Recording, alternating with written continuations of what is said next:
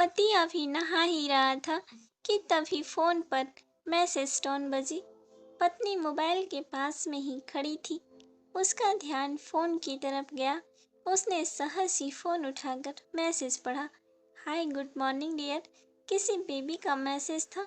पत्नी सोच में पड़ जाती है कि अब यह बेबी कौन है। तब तक पति भी नहाकर बाहर आ चुका है। पत्नी उसे किसी बेबी का मैसेज आया है। पति मुस्कुरा देता है। फोन उठाकर उस मैसेज का रिप्लाई करता है, hi baby, how are you, और अपने काम में लग जाता है। इस रिप्लाई को भी पढ़ती है। अब हर पल पत्नी के दिमाग में यही विचार कौनता रहता है कि यह बेबी कौन है। शाम को पति घर आता है। पत्नी उससे पूछती है, यह बेबी कौन है। पति जवाब में सिर्फ मुस्कुरा देता है और फिर अपने काम में लग जाता है। 2-3 दिन बीत जाते हैं। उन विचारों ने अभी तक पत्नी का पीछा नहीं छोड़ा था और फिर से पति के मोबाइल पर फिर एक मैसेज, बेबी का मैसेज आता है। आज तुम मिलोगे कि नहीं, तुम्हारी बहुत याद आ रही है। इस मैसेज ने आग में घी का काम किया। पत्नी का शक और भी ज़्यादा पक्का हो गया। बीच बीच में ऐसे मैसेज का आदान प्रदान होता रहता और पत्नी के मन में शक की जड़ें और गहरी होती चली गई। पति पूछने पर भी जवाब में सिर्फ मुस्कुराहट के और कुछ नहीं करता। यह शक गुस्सा बनकर तब ज्वालामुखी की तरह फट पड़ता है जब एक दिन उसे अपने पति की जेब में सिनेमा की 2 टिकटें मिलती हैं।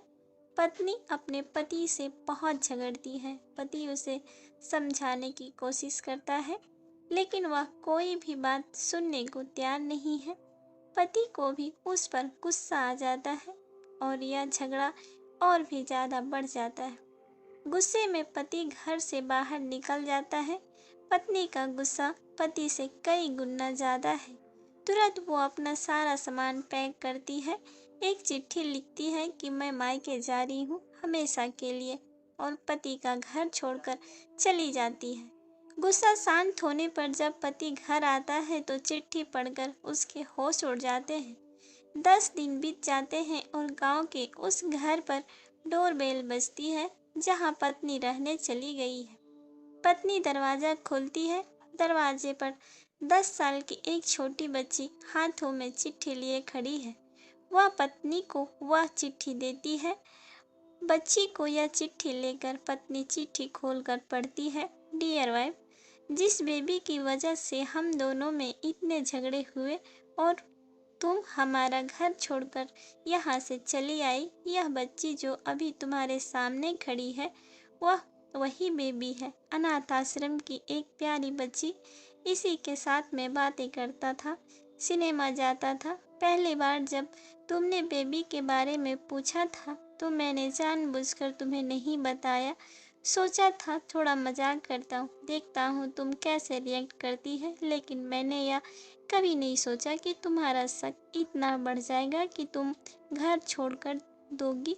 हाँ, सबसे ज़रूरी बात यह है कि बेबी वह किसी और की नहीं बल्कि तुम्हारी ही बेटी है। रुको, अपने आप को संभालो और आगे की बात ध्यान से पढ़ो।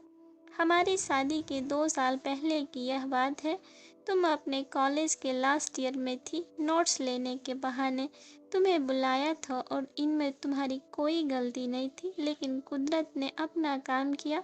काफ़ी प्रयास करने पर भी अबॉर्शन नहीं हुआ तो तुम्हारे घर वाले ने समाज के डर से तुम्हें 6 महीने तक घर में ही रखा। तुम्हारे पिताजी खुद एक डॉक्टर हैं, इसलिए यह बिन मांगा बच्चा बड़ी आसानी से बिना किसी को कानो खबर हुए इस दुनिया में आया।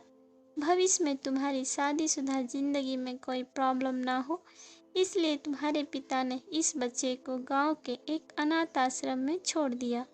यह बच्चा मतलब यही बेबी जो अभी तुम्हारे सामने खड़ी है। अगर अभी भी विश्वास नहीं हो रहा तो इस बच्चे के गाल का वो तिल देख लो जो शायद तुमने उसे आखिरी बार उसे रोते हुए देखा होगा।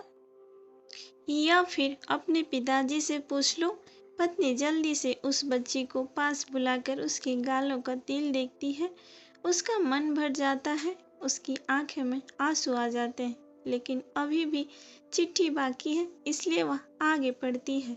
मुझे पता है अभी भी तुम्हारे मन में यह सवाल उठ रहा होगा कि यह सब मुझे कैसे पता।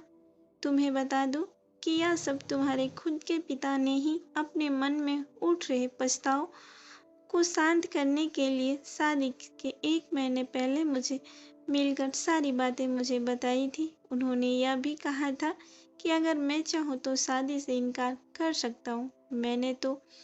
मैं स्वीकार किया, क्योंकि इस पूरी घटना में तुम्हारी कोई भी गलती नहीं है और हमारी शादी हो गई। तुमने मुझे बहुत प्यार दिया, लेकिन तुम्हारे पिता से बेबी के बारे में जानने के बाद मैं उससे मिले बिना नहीं रह पाया। मैं बीच बीच में मिलता रहा और उससे मिलना मुझे बहुत अच्छा लगता था।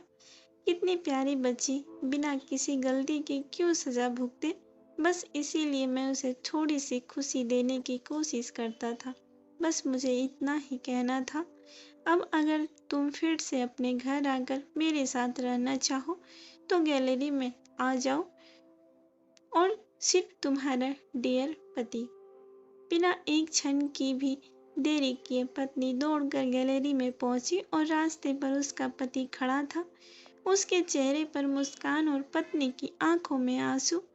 कुछ भी हो, दोनों पति पत्नी के बीच में कभी भी थोड़ी सी भी जगह मत दो, क्योंकि दुनिया में हर बीमारी का इलाज है, लेकिन शक नाम की बीमारी का कोई इलाज नहीं है। तो फ्रेंड्स, कैसी लगी कहानी कमेंट करके बताएं।